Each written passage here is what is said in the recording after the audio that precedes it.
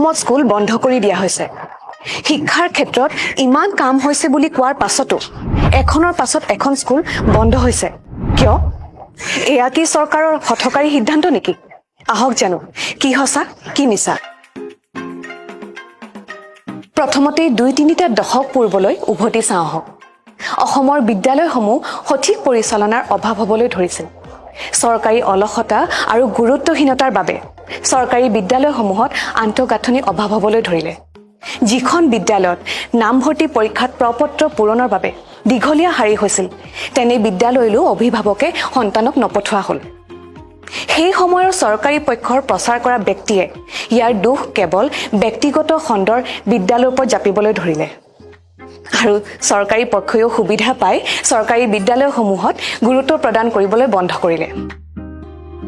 আনকি এনে পৰ্যায় পালেহি যে শিক্ষামন্ত্ৰীয়ে চৰকাৰী বিদ্যালয়ৰ শিক্ষাৰ মান বৃদ্ধি আৰু শিক্ষকৰ অভাৱ পূৰণ কৰিবলৈ গ্ৰহণ কৰা ব্যৱস্থাই চৰকাৰী পক্ষতে বিৰোধিতাৰ মুখামুখি হ'বলগীয়া হ'ল।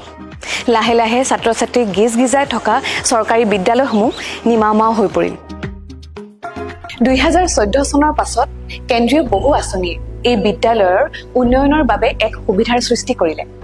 অসমৰ চৰকাৰী বিদ্যালয়ৰ শিক্ষাৰ মান উন্নীত কৰাৰ বাবে বিভিন্ন পদক্ষেপ গ্ৰহণ কৰাৰ প্ৰক্ৰিয়াৰ কাম আৰম্ভ হ'ল। গুণোৎসৱৰ দৰে প্ৰক্ৰিয়া আৰম্ভ হ'ল। লগতে নতুন শিক্ষানীতিৰ বিষয়েও উল্লেখ কৰিব লাগিব। এতিয়া কথাটো হ'ল সহস্ৰাধিক বিদ্যালয় বন্ধ কৰি দিয়া হৈছে কিয়? কিয়নো পূৰ্বৰ চৰকাৰে অপৰিকল্পিতভাৱে কেৱল ৰাজনৈতিক সুবিধাৰ বাবে খোলা বিদ্যালয়সমূহত এতিয়া ছাত্ৰ ছাত্ৰীৰ অভাৱ।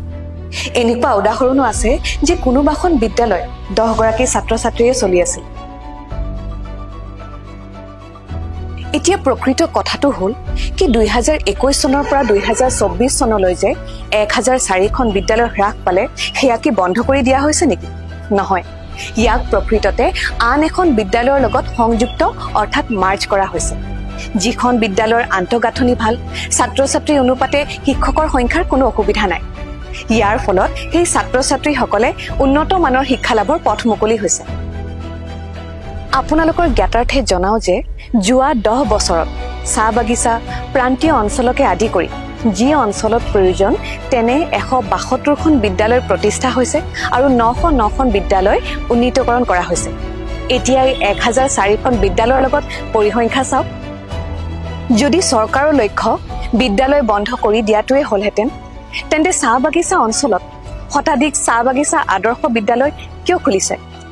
বেজেৰাৰ এই বিদ্যালয়খনৰ দৰে আন্তঃগাঁথনি কিয় নিৰ্মাণ কৰিছে? ডিজিটেল ক্লাছৰুম কিয় নিৰ্মাণ কৰিছে? নতুন শিক্ষকৰ নিযুক্তি কিয় প্ৰদান কৰিছে? বিদ্যালয়ৰ প্ৰাদেশিকীকৰণৰ সমস্যাক সমাধান কৰিবলৈ কিয় চেষ্টা কৰিছে? উচ্চ আৰু মাধ্যমিক বিদ্যালয়ক উচ্চতৰ মাধ্যমিকলৈ উন্নীত কিয় কৰা হৈছে? ইয়াৰ কাৰণ হৈছে চৰকাৰী শিক্ষা ব্যৱস্থাটোক অধিক উন্নত কৰি সকলো অঞ্চলতে সমবিতৰণৰ পৰিকল্পনা কৰা।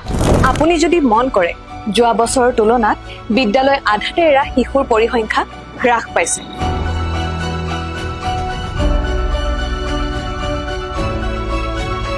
অসমৰ চৰকাৰী বিদ্যালয়ৰ শিক্ষাৰ গুণগত মান বৃদ্ধি কৰিবলৈ গ্ৰহণ কৰি থকা প্ৰচেষ্টাসমূহৰ মাজত এনে নেতিবাচক আৰু অযুক্তিকৰ সমালোচনা কিমান গ্ৰহণযোগ্য?